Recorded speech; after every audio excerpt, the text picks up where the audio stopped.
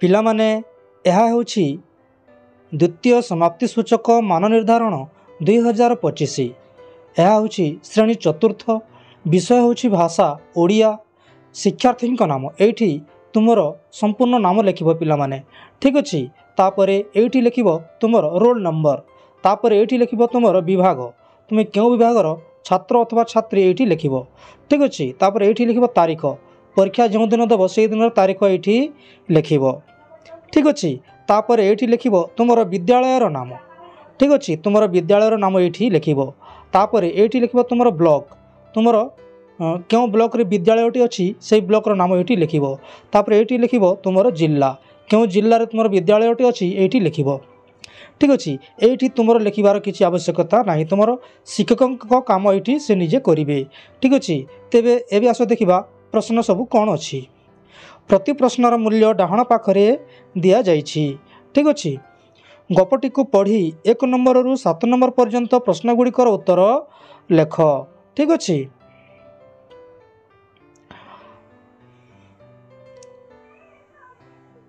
ଆମେ ଅନୁଚ୍ଛେଦଟି ପଢ଼ି এই ଗପଟିକୁ ପଢ଼ିବା। ଏଠି ଗୋଟେ ଗପ ଦେଇଛି ପିଲାମାନେ, ଠିକ୍ ଅଛି। ତାପରେ ଆମେ ତଳ ଲିଖିତ ପ୍ରଶ୍ନଗୁଡ଼ିକର ଉତ୍ତର ଦେବା। ଆମେ ସିଧାସଳଖ ପ୍ରଶ୍ନଗୁଡ଼ିକର ଉତ୍ତର ଦେବା, ଠିକ୍ ଅଛି। ଶିକାରୀ ଜଙ୍ଗଲକୁ କ'ଣ ପାଇଁ ଆସିଥିଲା? ଶିକାରୀ ଜଙ୍ଗଲକୁ କ'ଣ ପାଇଁ ଆସିଥିଲା? ସେ ଶିକାର କରିବା ପାଇଁ ଶିକାରୀ ଜଙ୍ଗଲକୁ ଆସିଥିଲା, ଠିକ୍ ଅଛି। ତାପରେ ପରବର୍ତ୍ତୀ ପ୍ରଶ୍ନ, ଶିକାରୀ ଡରି ଯାଇ ଦୌଡ଼ି ପଳାଇଗଲା କାହିଁକି? ତାର କାରଣ କ'ଣ? ଗଛ ଡାଳରେ ମହୁମାଛିମାନେ ବସା ବାନ୍ଧିଥିଲେ। ସେମାନେ ଶିକାରୀର ମନ୍ଦ ଉଦ୍ଦେଶ୍ୟକୁ ବୁଝିପାରିଥିଲେ।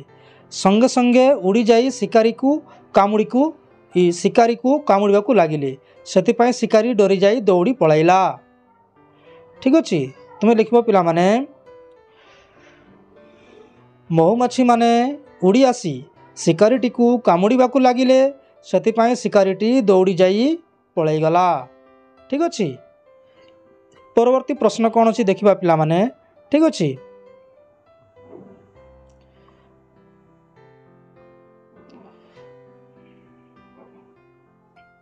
ରେଖାଙ୍କିତ ପଦଟି କାହା ପାଇଁ ବ୍ୟବହାର ହୋଇଛି? ହରିଣକୁ ଶିକାର କରିବା ପାଇଁ ସେ ଗଛ ଗୁହାଡ଼ରେ ଲୁଚି ରହିଲା। ଏଠାରେ ସେ କହିଲେ କିଏ? ଏଠାରେ ସେ କହିଲେ ହେଉଛି ଶିକାରୀ। ଏଇଠି ଲେଖିବ ପିଲାମାନେ ଶିକାରୀ, ଠିକ୍ ଅଛି। ପରବର୍ତ୍ତୀ ପ୍ରଶ୍ନ, ପଶୁପକ୍ଷୀମାନେ ହରିଣକୁ କାହିଁକି ଭଲ ପାଉଥିଲେ? ପଶୁପକ୍ଷୀମାନେ ହରିଣକୁ କାହିଁକି ଭଲ ପାଉଥିଲେ? ଏହାର ଉତ୍ତର ତୁମେ ଲେଖିବ ପିଲାମାନେ ଯେ ହରିଣ ସମସ୍ତ ପଶୁପକ୍ଷୀମାନଙ୍କୁ ସାହାଯ୍ୟ କରୁଥିଲା, ଠିକ୍ ଅଛି।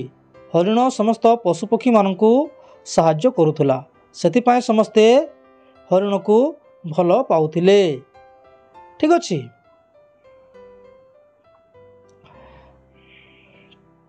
ପରବର୍ତ୍ତୀ ପ୍ରଶ୍ନ, ଅନୁଚ୍ଛେଦରେ ଅରଣ୍ୟର ଏକ ପ୍ରତିଶବ୍ଦ ଅଛି, ତାହାକୁ ଖୋଜି ଲେଖ।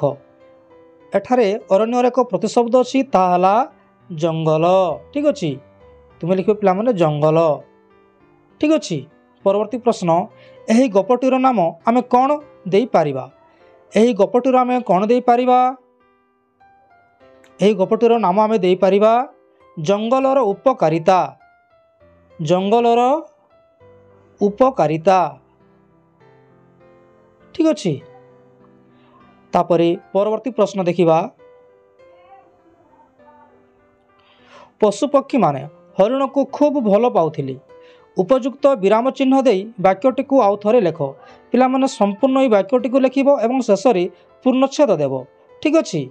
ପରବର୍ତ୍ତୀ ପ୍ରଶ୍ନ ଦେଖିବା, ଗୀତଟିକୁ ପଢ଼ି 8ରୁ 14 ନମ୍ବର ପର୍ଯ୍ୟନ୍ତ ପ୍ରଶ୍ନର ଉତ୍ତର ଲେଖ। ପିଲାମାନେ ଏହି ଗପଟିକୁ ପଢ଼ିବା ଏବଂ 8ରୁ 14 ନମ୍ବର ପର୍ଯ୍ୟନ୍ତ ପ୍ରଶ୍ନଗୁଡ଼ିକର ଉତ୍ତର ଦେବା, ଠିକ୍ ଅଛି। ଆମେ ସିଧାସଳଖ ପ୍ରଶ୍ନ ଉତ୍ତର ପାଖକୁ ଯିବା।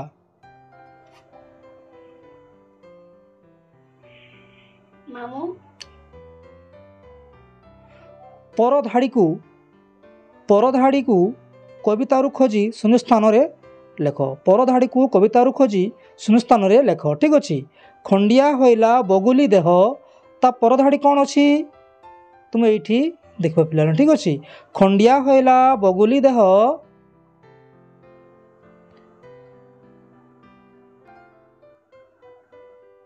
ता पर धाड़ी अच्छी बगुली कांदिला गड़ाई लुह या तुम लिख। ठीक अच्छे तापरे परवर्ती प्रश्न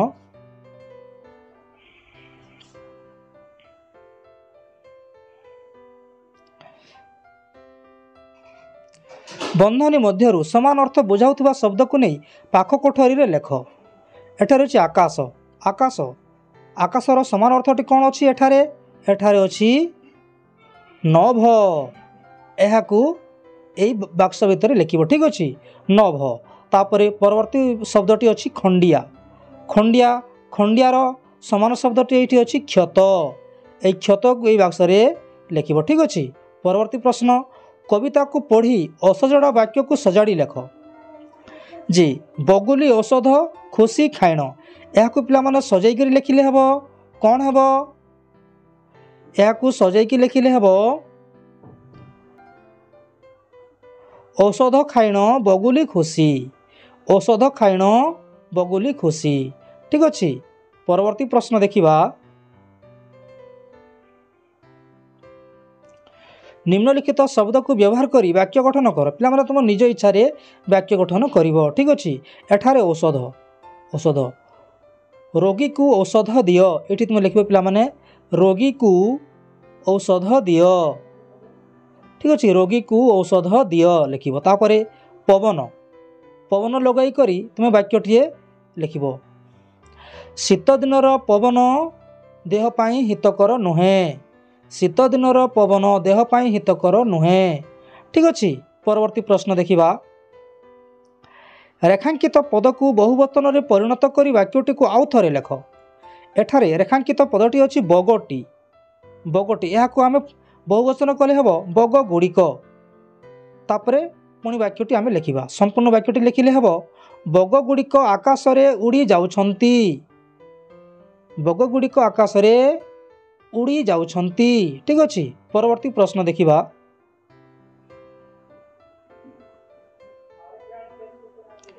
खंडिया हेबा परे बगुली कौन कला दुईटी वाक्य रे लेख। खंडिया हेबा परे बगुली कौन कला या आम दुईटी वाक्य रे लिखिबा। ठीक अच्छे प्रथम वाक्य रे तुम लिखिबो पिला माने जे खंडिया हला परे बगुली कांदिला लुह गड़ाई कांदिला तापरे अन्य वाक्यटी लिखिब वैद्य पाखकू औषध खाइबा पाई गला। ठीक है दुईटी वाक्य हला पिला माने जेते बेले खंडिया हला तापरे से लुह गड़ाई कांदिला एवं अन्य वाक्यटी लिखिब वैद्य पाखकू औषध खाइबा पाई गला। ठीक अच्छे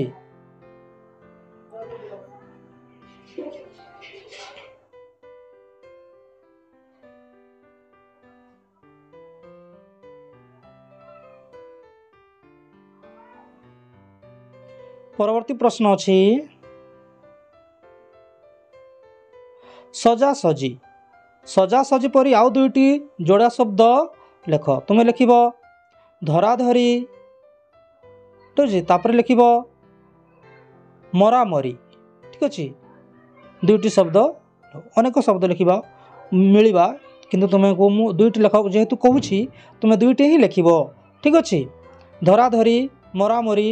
ठीक अच्छे तापरे परवर्ती प्रश्न अच्छी उपयुक्त विराम चिन्ह व्यवहार करी अनुच्छेदटी को लेख। पिला माने उपयुक्त विराम चिन्ह दे यही अनुच्छेदटी आम लिखा तुम लिख। ठीक अच्छे मु पढ़ी पढ़ी कहीदे तुम ताकू लिख। ठीक अच्छे तलू चाहिए आखि पाइब नाही पूर्णच्छेद देव ये पूर्णच्छेद अर्थात एमती बाड़ीटे देव। ठीक अच्छे आखि पाइब नाही भाविब बंडा गाँ गुड़ाक कौन आकाश रे झुलु थाए कि ये देख प्रश्नवाची चिन्ह।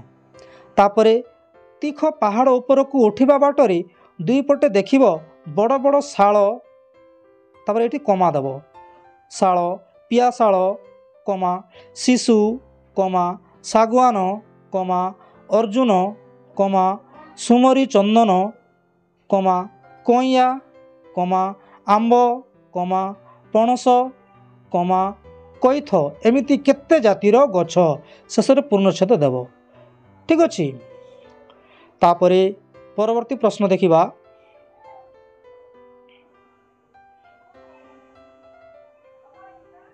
ସମ୍ପର୍କିତ ଶବ୍ଦକୁ ଯୋଡ଼ି ପାଖ କୋଠରୀରେ ଲେଖ।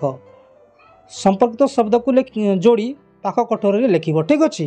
ଏଠାରେ ଅଛି କାନ୍ଦ, କଇଁ କଇଁ କାନ୍ଦ, ଏଇଟିକୁ ଗାର ଟାଣିବ। ତାପରେ ଚାଲି, ଧଇଁ ସଇଁ ଚାଲି। ଠିକ୍ ଅଛି। ତାପରେ ଅଛି ଖରା, ଟାଇଁ ଟାଇଁ ଖରା। ତାପରେ ଅଛି ମୁଣ୍ଡ, ଝାଇଁ ଝାଇଁ ମୁଣ୍ଡ। ଠିକ୍ ଅଛି। ତାପରେ ପିଲାମାନେ ଏଇ ସିଧାକୁ ସିଧା ତୁମେ ଏଇ ଘର ମାନଙ୍କରେ ଲେଖିଦେବ। ଠିକ୍ ଅଛି। କଇଁ କଇଁ କଇଁ କାନ୍ଦ, କଇଁ କଇଁ, ମୁଣ୍ଡ ଝାଇଁ ଝାଇଁ, ଧଇଁ ସଇଁ ଚାଲି, ଖରା ଟାଇଁ ଟାଇଁ ଏମିତି ଲେଖିଦେବ। ଠିକ୍ ଅଛି। ପରବର୍ତ୍ତୀ ପ୍ରଶ୍ନ ଦେଖିବା। ରାମବାବୁ ଜଣେ ଦୟାଳୁ ବ୍ୟକ୍ତି ଅଟନ୍ତି। ଏଠାରେ ଦୟାଳୁ ଶବ୍ଦଟି ନିମ୍ନଲିଖିତ ମଧ୍ୟରୁ କେଉଁଟିକୁ ସୂଚାଉଛି? ଏଠାରେ ଦୟାଳୁ କହିଲେ କ'ଣ? ତାଙ୍କର ଗୁଣକୁ ବୁଝାଉଛି। ଏହି ଗୁଣକୁ ଏଠାରେ ଲେଖିବ। ଠିକ୍ ଅଛି। ପରବର୍ତ୍ତୀ ପ୍ରଶ୍ନ।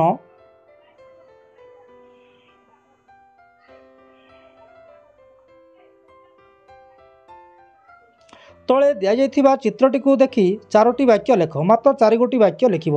ପିଲାମାନେ ମୁଁ ଡାକି ଦେଉଛି, ତୁମେ ଲେଖିବ ଯେ ପଥରକୁ ପଥର ଖଞ୍ଜା ହୋଇ ପୋଖରୀଟି ସୁନ୍ଦର ଦିଶୁଛି। ଗୋଟିଏ ବାକ୍ୟ ହେଲା ପୋଖରୀରେ ବିଭିନ୍ନ ପକ୍ଷୀ ତଥା ହଂସ ପୋଖରୀରେ 2 ଗୋଟି ହଂସ ବୁଲୁଛନ୍ତି। ଠିକ୍ ଅଛି। ପୋଖରୀରେ ପଦ୍ମଫୁଲ ଫୁଟିଛି। 3ଟି ବାକ୍ୟ ହେଲା ପୋଖରୀରେ ପିଲାଟିଏ ଗାଧୋଉଛି। 4 ଗୋଟି ହେଲା ତାପରେ ପୋଖରୀରେ ଗାଧୋଇବା ପାଇଁ ଏକ ପାହାଚ ରହିଛି। ଠିକ୍ ଅଛି। ଏମିତି ଅନେକ ବାକ୍ୟ ହେବ ପିଲାମାନେ, କିନ୍ତୁ ତୁମେ 4 ଗୋଟି ବାକ୍ୟ ଲେଖିଲେ ତୁମକୁ ସମ୍ପୂର୍ଣ୍ଣ ମାର୍କ ମିଳିବ। ଠିକ୍ ଅଛି।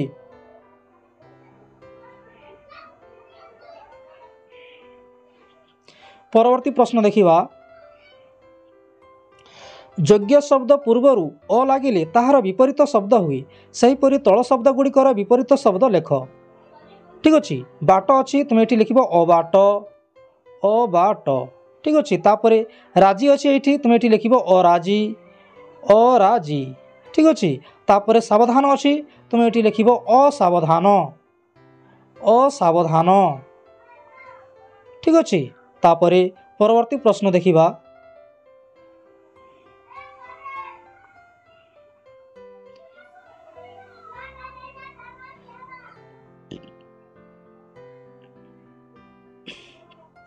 ଯେପରି ରକତରୁ ରକ୍ତ, ସେହିପରି କ'ଣ ହେବ? ମୁକୁତା, ଏଇଠି ଲେଖିବ ତୁମେ ମୁକ୍ତା, ମୁକ୍ତା, କତକ୍ତ ଆକାରକ୍ତା। ଠିକ୍ ଅଛି। ତାପରେ ଏଇଠି ଅଛି ବରଷା, ବରଷା, ତୁମେ ଏଇଠି ଲେଖିବ ବର୍ଷା। ଠିକ୍ ଅଛି। ବର୍ଷା ଲେଖିବ। ତାପରେ ପରବର୍ତ୍ତୀ ପ୍ରଶ୍ନ। ଛତା ସହ ସମ୍ପର୍କିତ ଥିବା ଶବ୍ଦ ପାଖରେ ଠିକ୍ ଚିହ୍ନ ଦିଅ। ଛତା ସହ ସମ୍ପର୍କ କ'ଣ ହେବ? ବର୍ଷା। ଏଇଠି ତୁମେ ଠିକ୍ ଚିହ୍ନ ଦେବ। ଠିକ୍ ଅଛି। ପରବର୍ତ୍ତୀ ପ୍ରଶ୍ନ। ଅକ୍ଷର ଗୁଡ଼ିକୁ ବ୍ୟବହାର କରି ଗୋଟିଏ ଶବ୍ଦ ଗଠନ କରି ପାଖ କୋଠରୀରେ ଲେଖ। ଯେପରି ଏଇଟା ଅଛି ରସଗ, ତୁମେ ଏଠି ଲେଖିବ ସରଗ, ସରଗ ଲେଖିବ। ଠିକ୍ ଅଛି। ତାପରେ ଅଛି ରଗମ, ତୁମେ ଏଠି ଲେଖିବ ଗରମ। ଠିକ୍ ଅଛି। ଧନ୍ୟବାଦ ପିଲାମାନେ। ଭିଡ଼ିଓଟି କେମିତି ଲାଗିଲା ନିଶ୍ଚୟ ଲାଇକ୍, କମେଣ୍ଟ, ସେୟାର କରିବ ଏବଂ ଏହା ନିଜ ସାଙ୍ଗମାନଙ୍କ ନିକଟକୁ ନିଶ୍ଚୟ ସେୟାର କରିବ। ଠିକ୍ ଅଛି। ଧନ୍ୟବାଦ।